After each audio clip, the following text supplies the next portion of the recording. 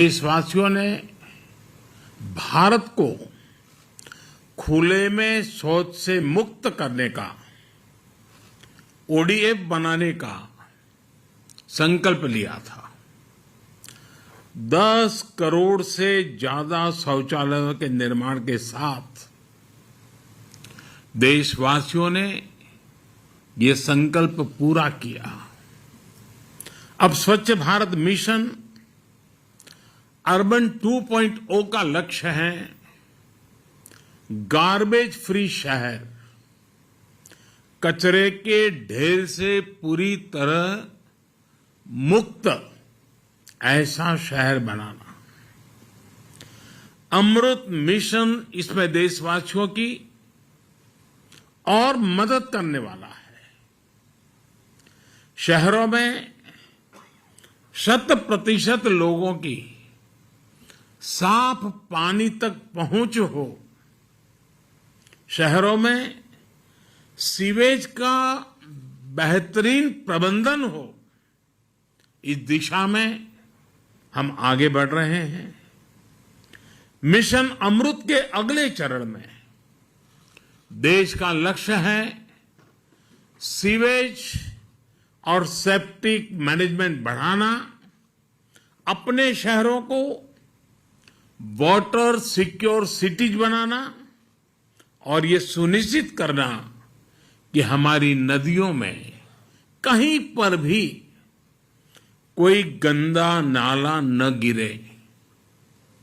साथियों, स्वच्छ भारत अभियान और अमृत मिशन की अब तक की यात्रा वाकई हर देशवासी को गर्व से भर देने वाली है।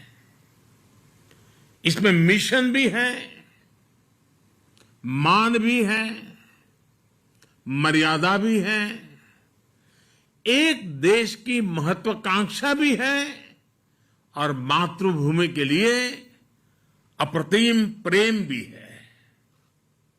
देश ने स्वच्छ भारत मिशन के माध्यम से जो हासिल किया है वो हमें आश्वस्त करता है कि हर भारतवासी अपने कर्तव्यों के लिए कितना संवेदनशील है, कितना सतर्क है।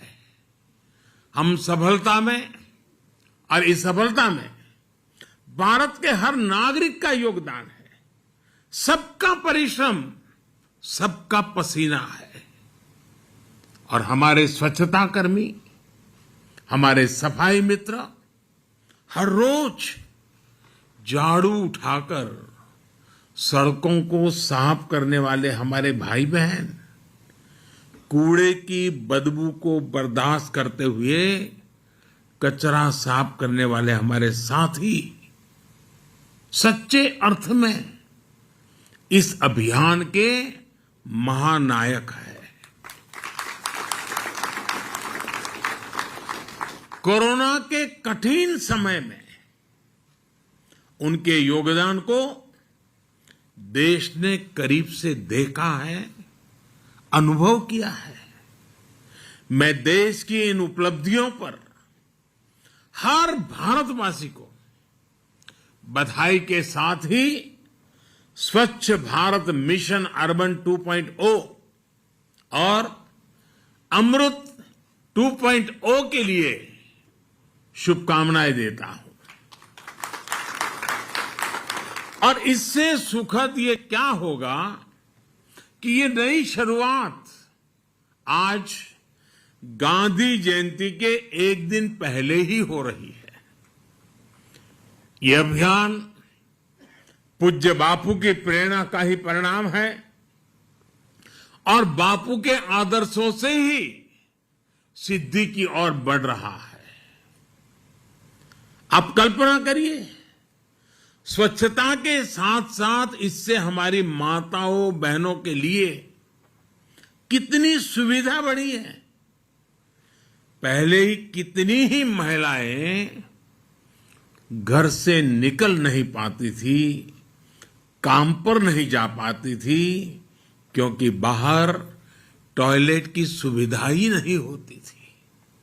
कितनी ही बेटियों को स्कूल में शौचालय न होने की वजह से पढ़ाई छोड़नी पड़ती थी। अब इन सब में बदलाव आ रहा है। आजादी के 75वें वर्ष में देश की इन सफलताओं को, आज के नए संकल्पों को पूज्य बापू के चरणों में अर्पित करता हूं और नमन करता हूं। साथियों, हम सभी का ये भी सौभाग्य है कि आज ये कार्यक्रम बाबा साहब को समर्पित इस इंटरनेशनल सेंटर में आयोजित हो रहा है। बाबा साहब असमानता दूर करने का बहुत बड़ा माध्यम शहरी विकास को मानते थे। बेहतर जीवन की आकांक्षा में गांवों से बहुत से लोग शहरों की तरफ आते हैं। हम जानते हैं कि उन्हें रोजगार तो मिल जाता है, लेकिन उनका जीवन स्तर गांवों से भी मुश्किल स्थिति में रहता है। ये उन पर एक तरह से दोहरी मार की तरह होता है। एक तो घर से दूर और ऊपर से ऐसी कठिन स्थिति में रहना। इस हालात को बदलने पर, इस असमानता को दूर करने पर बाबा साहब का बड़ा जोर था। स्वच्छ भारत मिशन और मिशन अमृत का अगला चरण बाबा साहब के सपनों को पूरा करने की दिशा में भी एक अहम कदम है।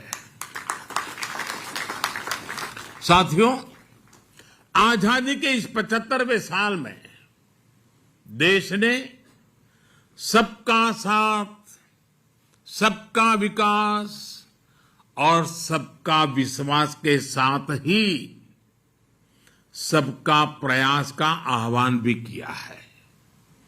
सबका प्रयास की ये भावना स्वच्छता के लिए भी उतनी ही जरूरी है। आप में से कई लोग दूर दराज के ग्रामीण इलाकों में जरूर गए होंगे। आदिवासी समाज के पारंपरिक घरों को जरूर देखा होगा। कम संसाधनों के बावजूद उनके घरों में स्वच्छता और सौंदर्य को देखकर हर कोई भी आकर्षित हो जाता है। ऐसे ही आप नॉर्थ ईस्ट में जाइए, हिमाचल या उत्तराखंड के पहाड़ों पर जाइए। पहाड़ों पर छोटे छोटे घरों में भी साफ सफाई की वजह से एक अलग ही सकारात्मक ऊर्जा प्रवाहित होती है।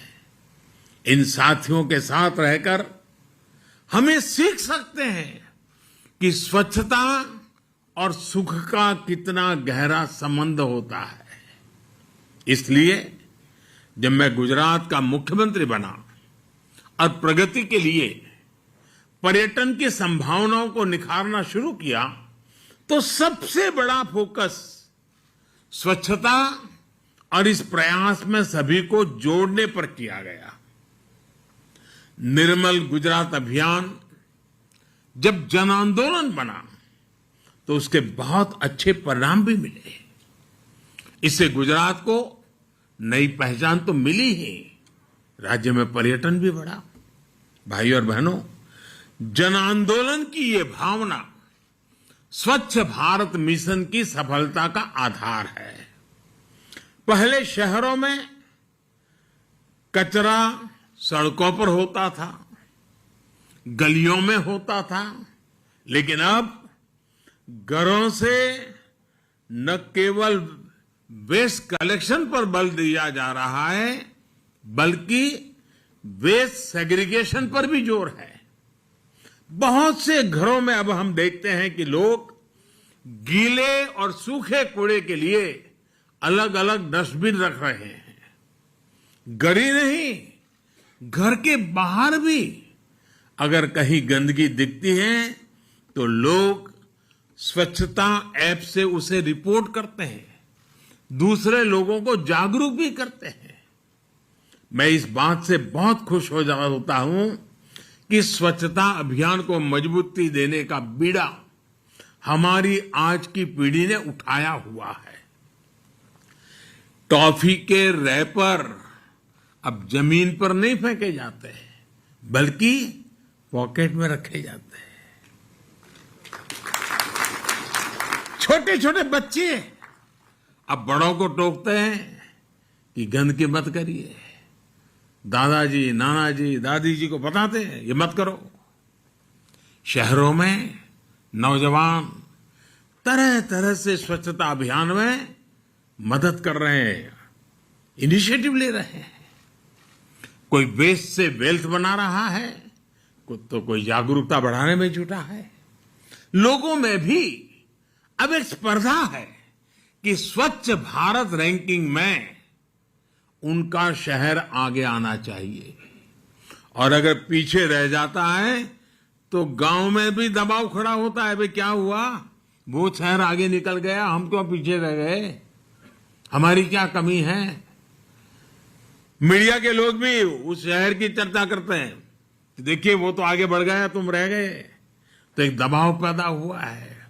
अब ये माहौल बन रहा है कि उनका शहर स्वच्छता रैंकिंग में आगे रहे।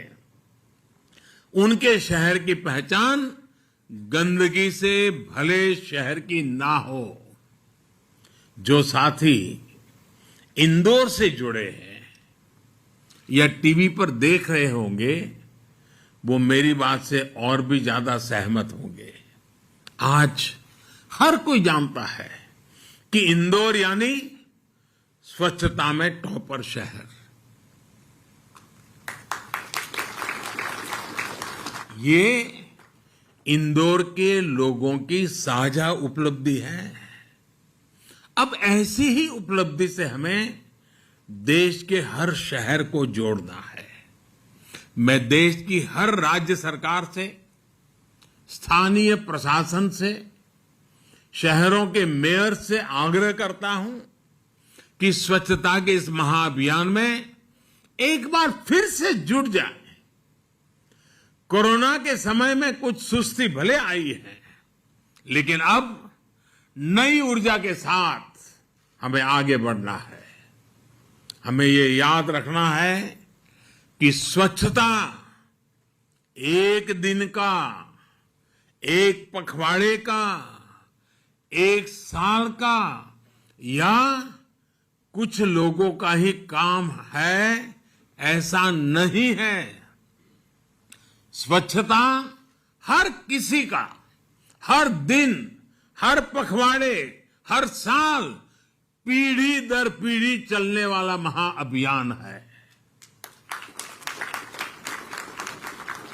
स्वच्छता ये जीवन शैली है। स्वच्छता ये जीवन मंत्र है। और जैसे सुबह उठते ही दांतों को साफ करने की आदत होती है ना, वैसे ही साफ सफाई को हमें अपने जीवन का हिस्सा बनाना ही होगा। और मैं ये सिर्फ पर्सनल हाइजीन की बात नहीं कर रहा हूं, मैं सोशल हाइजीन की बात कर रहा हूं। अब सोचिए, रेल के डिब्बों में सफाई, रेलवे प्लेटफॉर्म पर सफाई, ये कोई मुश्किल नहीं था। कुछ प्रयास सरकार ने किया, कुछ सहयोग लोगों ने किया, और अब रेलवे की तस्वीर ही बदल गई है।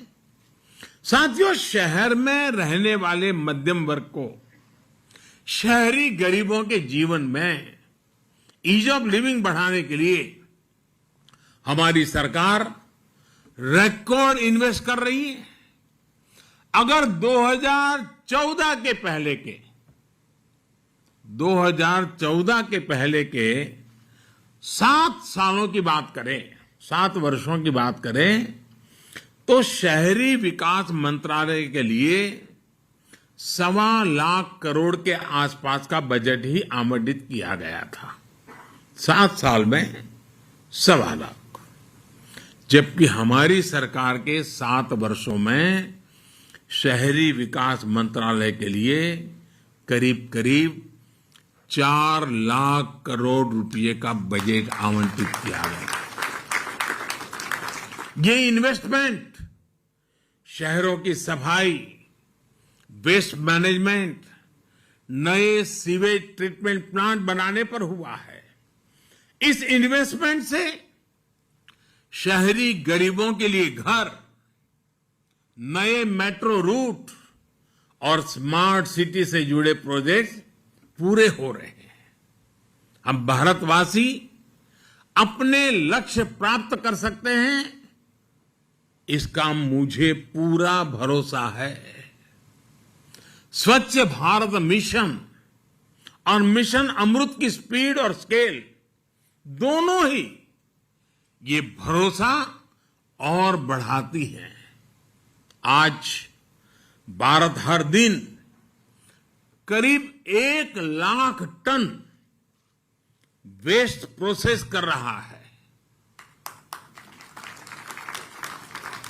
2014 में जब देश ने अभियान शुरू किया था, तब देश में हर दिन पैदा होने वाले वेस्ट का 20% से भी कम प्रोसेस होता था। आज हम करीब करीब 70% डेली वेस्ट प्रोसेस कर रहे हैं। 20 से 70 तक पहुंचे हैं, लेकिन अब हमें इसे 100% तक, 100% तक लेकर जाना ही जाना है। और ये काम केवल वेस्ट डिस्पोजल के जरिए नहीं होगा, बल्कि वेस्ट टू वेल्थ क्रिएशन के जरिए होगा।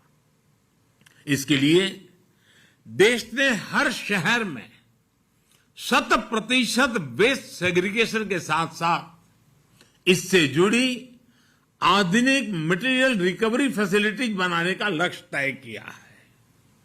इन आधुनिक फैसिलिटीज में कूड़े कचरे को छांटा जाएगा, रिसाइकिल हो पाने वाली चीजों को प्रोसेस किया जाएगा, अलग किया जाएगा। इसके साथ ही शहरों में बने कूड़े के पहाड़ों को प्रोसेस करके पूरी तरह समाप्त किया जाएगा। और हरदीप जी, जब मैं कूड़े के बड़े बड़े ढेर साफ करने की बात कर रहा हूं, तो यहां दिल्ली में भी ऐसा ही एक पहाड़ बरसों से डेरा डाले हुए है। ये पहाड़ भी हटने का इंतजार कर रहा है। साथियों, आजकल जो दुनिया में ग्रीन जॉब्स की संभावनाओं की चर्चा हो रही है, भारत में शुरू हो रहा ये अभियान अनेकों ग्रीन जॉब्स भी बनाएगा। देश में शहरों के विकास के लिए आधुनिक टेक्नोलॉजी का इस्तेमाल भी लगातार बढ़ रहा है। अभी अगस्त के महीने में ही देश ने national automobile scrappage policy launch की है। ये नई scrapping policy waste to wealth के अभियान को, सर्कुलर इकोनॉमी को और मजबूती देती है। ये पॉलिसी देश के शहरों से प्रदूषण कम करने में भी बड़ी भूमिका निभाएगी। इसका सिद्धांत है रीयूज, रिसाइकल और रिकवरी। सरकार ने सड़कों के निर्माण में भी वेस्ट के उपयोग पर बहुत ज्यादा जोर दिया है। जो सरकारी इमारतें बन रही हैं, सरकारी आवास योजनाओं के तहत जो घर बनाए जा रहे हैं, उनमें भी रिसाइकलिंग को प्रोत्साहित किया जा रहा है। साथियों, स्वच्छ भारत और संतुलित शहरीकरण को एक नई दिशा देने में राज्यों की बहुत बड़ी भागीदारी रही है। अभी हमने कई साथी मुख्यमंत्रियों का संदेश भी सुना है। मैं देश की प्रत्येक राज्य सरकार का आज विशेष आभार व्यक्त करता हूं। सभी राज्यों ने अपने शहरों की बेसिक जरूरतों को एड्रेस किया। वाटर सप्लाई से लेकर सैनिटेशन तक के लिए प्लानिंग की। अमृत मिशन के तहत 80,000 करोड़ से ज्यादा के प्रोजेक्ट्स पर काम चल रहा है। इससे शहरों के बेहतर भविष्य के साथ साथ युवाओं को नए अवसर भी मिल रहे हैं। पानी का कनेक्शन हो, सीवर लाइन की सुविधा हो, अब हमें इन सुविधाओं का लाभ भी 100% शहरी परिवारों तक पहुंचाना है। हमारे शहरों में सीवेज वाटर ट्रीटमेंट बढ़ेगा तो शहरों के जल संसाधन स्वच्छ होंगे, हमारी नदियां साफ होगी। हमें इस संकल्प के साथ आगे बढ़ना होगा कि देश की किसी भी नदी में थोड़ा सा भी पानी बिना ट्रीटमेंट के ना गिरे, कोई गंदा नाला नदी में न गिरे। साथियों, आज शहरी विकास से जुड़े इस कार्यक्रम में मैं किसी भी शहर के सबसे अहम साथियों में से एक की चर्चा अवश्य करना चाहता हूं। ये साथी है हमारे रेहड़ी पटरी वाले, ठेला चलाने वाले, स्ट्रीट वेंडर्स। इन लोगों के लिए पीएम स्वनिधि योजना एक आशा की नई किरण बनकर आई है। आजादी के दशकों बाद तक हमारे इन साथियों की सूद नहीं ली गई थी। थोड़े से पैसे के लिए उन्हें किसी से बहुत ज्यादा ब्याज पर कर्ज लेना पड़ता था। वो कर्ज के बोझ में डूबा रहता था। दिन भर मेहनत करके कमाता था, परिवार के लिए जितना देता था उससे ज्यादा ब्याज वाले को देना पड़ता था। जब लेन देन का कोई इतिहास ना हो, कोई डॉक्यूमेंट ना हो, तो उन्हें बैंकों से मदद मिलना भी असंभव था। इस असंभव को संभव किया है पीएम स्वनिधि योजना ने।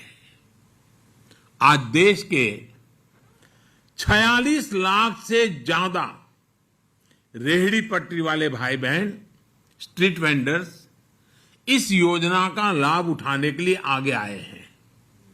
इनमें से 25 लाख लोगों को करीब करीब 2,500 करोड़ रुपए दिए भी जा चुके हैं।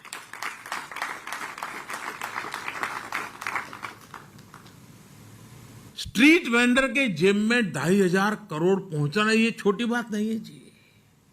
ये अब डिजिटल ट्रांजैक्शन कर रहे हैं और बैंकों से जो कर्ज लिया है वो भी चुका रहे हैं। जो स्ट्रीट वेंडर्स समय पर लोन चुकाते हैं उन्हें ब्याज में छूट भी दी जाती है।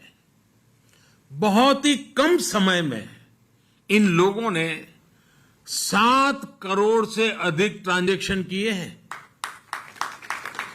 कभी कभी हमारे देश में बुद्धिमान लोग कह देते हैं कि गरीब आदमी को ये कहां से आएगा, ठीक है, यही लोग हैं जिन्होंने करके दिखाया है। यानी पैसे देने या लेने के लिए 7 करोड़ बार कोई न कोई डिजिटल तरीका अपनाया है। मैं थोक, और ये लोग क्या करते हैं, थोक विक्रेताओं से जो सामान खरीद रहे हैं उसका पेमेंट भी अपने मोबाइल फोन से डिजिटल तरीके से करने लगे हैं। और जो फुटकर सामान बेच रहे हैं उसके पैसे भी नागरिकों से वो डिजिटल तरीके से लेने की शुरुआत कर चुके हैं। इसका एक बड़ा लाभ ये भी हुआ कि उनकी लेन देन की डिजिटल हिस्ट्री भी बन रही है और इस डिजिटल हिस्ट्री की वजह से बैंकों को पता चलता है कि हाँ इनका कारोबार ऐसा है और इतना चल रहा है, तो बैंकों द्वारा उन्हें अगला लोन देने में आसानी हो रही है। साथियों, पीएम स्वनिधि योजना में 10,000 रुपये का पहला लोन चुकाने पर 20,000 का दूसरा लोन और दूसरा लोन चुकाने पर 50,000 का तीसरा लोन ये मेरे स्ट्रीट वेंडर्स को दिया जाता है। आज सैकड़ों स्ट्रीट वेंडर्स बैंकों से तीसरा लोन लेने की तैयारी कर रहे हैं।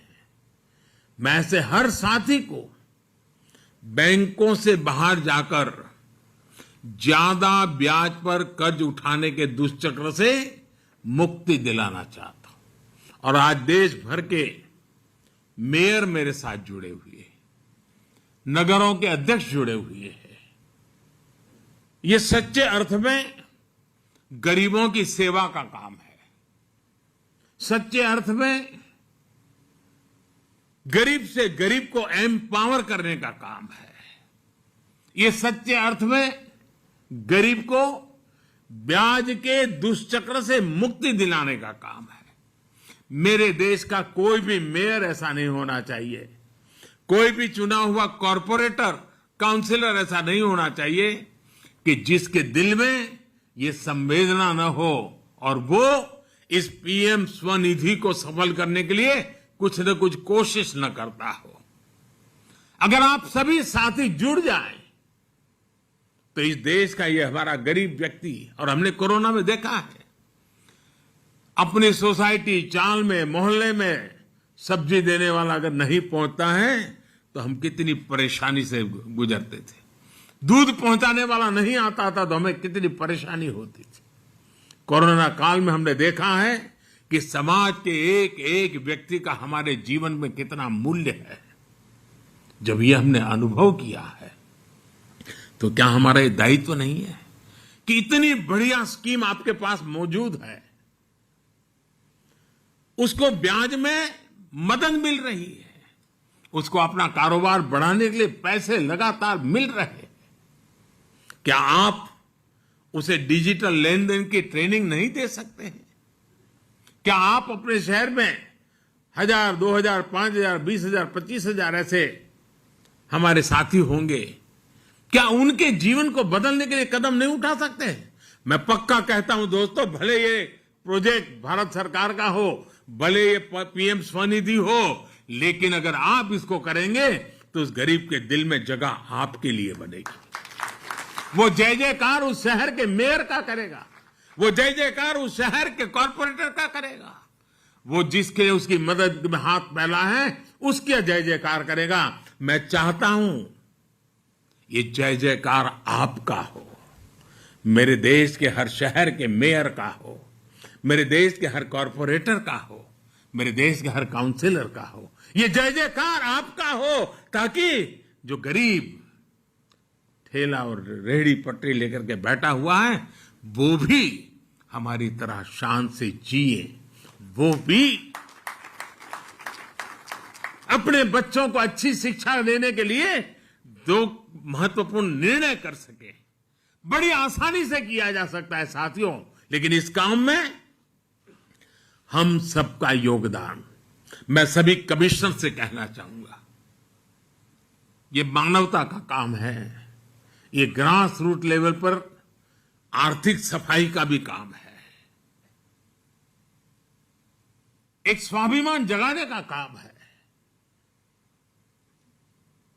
देश ने आपको इतना प्रतिष्ठित पद पर बिठाया है, आप दिल से इस पीएम स्वनिधि कार्यक्रम को अपना बनाइए, जी जान से उसके साथ जुटिए।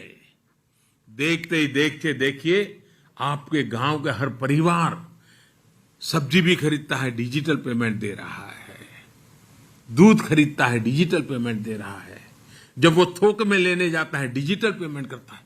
एक बड़ा रिवॉल्यूशन आ जाएगा। इन छोटी सी संख्या के लोगों ने 7 करोड़ ट्रांजैक्शन किए। अगर आप सब इनकी मदद में पहुंच जाए तो हम कहां से कहां पहुंच सकते हैं। मेरी आज इस कार्यक्रम में उपस्थित शहरी विकास के साथ जुड़े हुए सभी इकाइयों से व्यक्तिगत रूप से आग्रह है कि आप इस काम में पीछे मत रहिए और बाबा साहब आम्बेडकर के नाम से जुड़े उस भवन से जब मैं बोल रहा हूं तब तो गरीब के लिए कुछ करना हमारा दायित्व बन जाता है।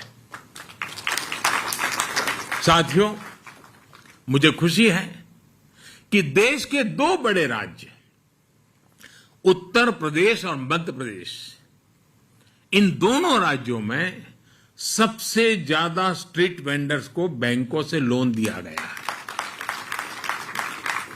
लेकिन मैं सभी राज्यों से आग्रह करूंगा इसमें भी स्पर्धा हो, कौन राज्य आगे निकलता है, कौन राज्य सबसे ज्यादा डिजिटल ट्रांजैक्शन करता है, कौन राज्य सबसे ज्यादा तीसरी लोन स्ट्रीट वेंडर्स को तीसरी लोन तक ले गया है, 50,000 रुपया उसके हाथ में आया है, ऐसा कौन राज्य कर रहा है, कौन राज्य सबसे ज्यादा करता है। मैं चाहूंगा उसकी भी एक स्पर्धा कर लिया जाए और हर 6 महीने 3 महीने इसके लिए भी उन राज्यों को पुरस्कृत किया जाए, उन शहरों को पुरस्कृत किया जाए। एक तंदुरुस्त स्पर्धा गरीबों की कल्याण करने की, एक तंदुरुस्त स्पर्धा गरीबों का भला करने की, एक तंदुरुस्त स्पर्धा गरीबों को सशक्त करने की।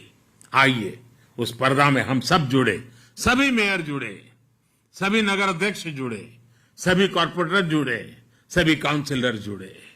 साथियों, हमारे यहां शास्त्रों में कहा गया है,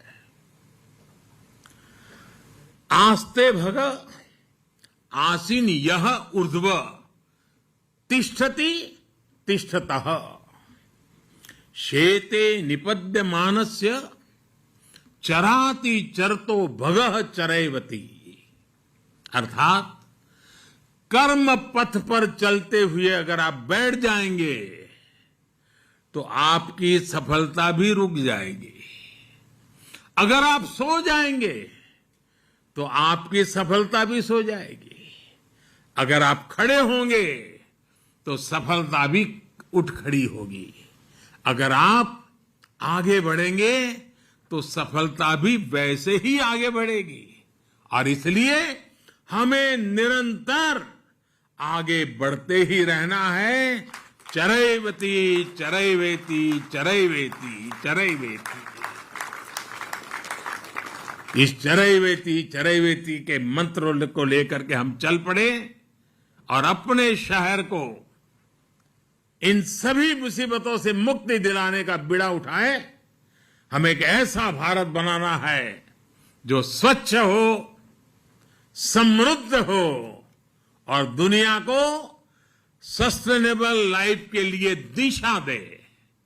मुझे पूरा विश्वास है हम सभी देशवासियों के प्रयासों से देश अपना ये संकल्प जरूर सिद्ध करेगा। इन्हीं शुभकामनाओं के साथ आप सभी का बहुत बहुत धन्यवाद, बहुत बहुत शुभकामनाएं।